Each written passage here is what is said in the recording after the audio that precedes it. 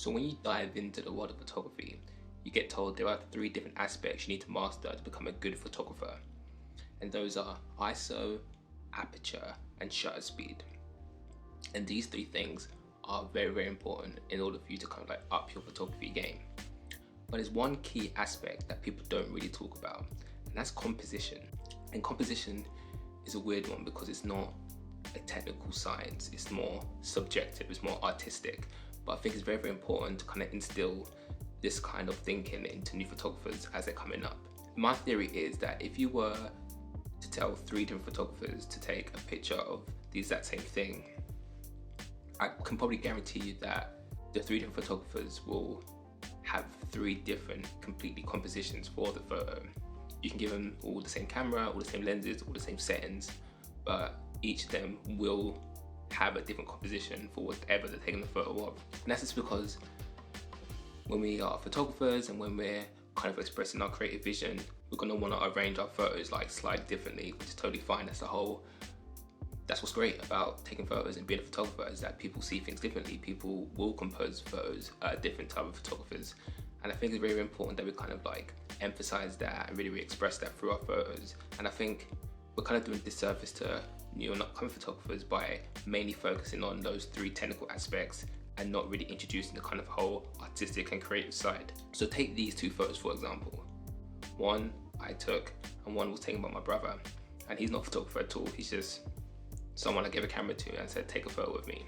And as you can see, the composition of these 2 photos are very different. Even though we're both taking a photo of essentially the same thing, it's a different person, but it's still a person in that setting.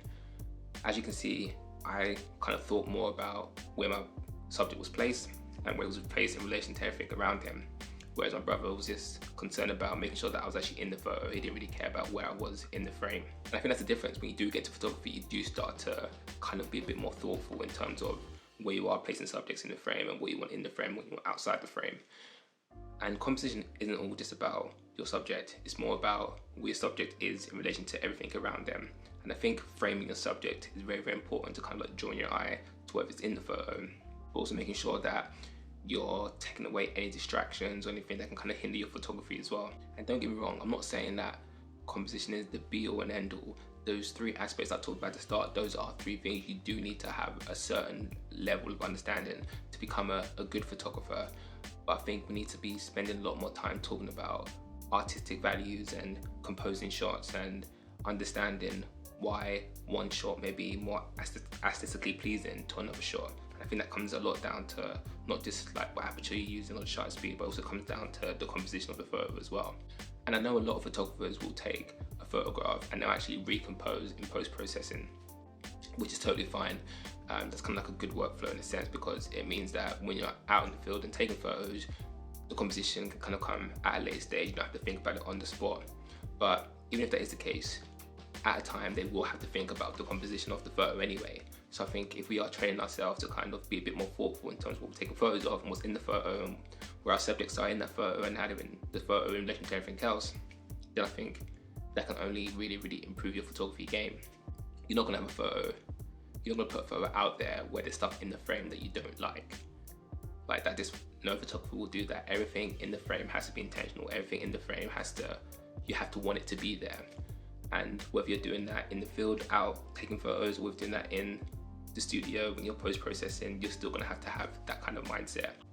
And a lot of times you may look at a photo and you'll like the photo, and that can be for a number of different reasons. It could be because the lighting's good, it could be because the subject is looking nice, or it's sort of a place that you really enjoy, or it could be because it's taken on a nice lens and a nice camera.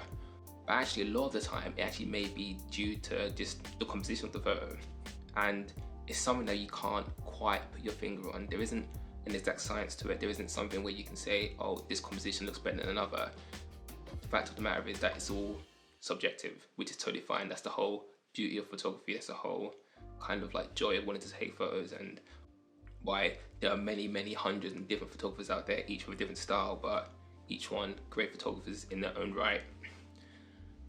And I think having this mindset just helps photographers in general. You don't have to kind of aspire to be the best photographer. You don't have to aspire to be really knowledgeable and all the whole technical side of it. It honestly just comes down to what you like, what you think other people are like, and just taking nice photos. Like, there's nothing wrong with taking all your photos in auto mode and just focusing much more on the composition of your photos. With camera phones these days and these new cameras, auto mode is becoming a lot more intelligent, and you can really get some great photos out of your cameras by using auto mode. There's nothing wrong with that. And I think if you do that, then the composition is just much more important in that sense. But yeah, that's just my own food for thought for today. It's just something I've been thinking about lately. I'm not someone that kind of gets bogged down in the whole technical side of photography, even though I do understand the 3 key aspects of photography. I also love to think about composition. I'm always on my knees or bending down or crouching down, or just trying to figure out new ways to kind of be creative and innovative in the way I'm taking photos. And I think if every photographer had that mindset, instead of getting bogged down by the technical side, then your photography will really improve. And that's it for me. As always, if you want to like, if you want to subscribe, and peace.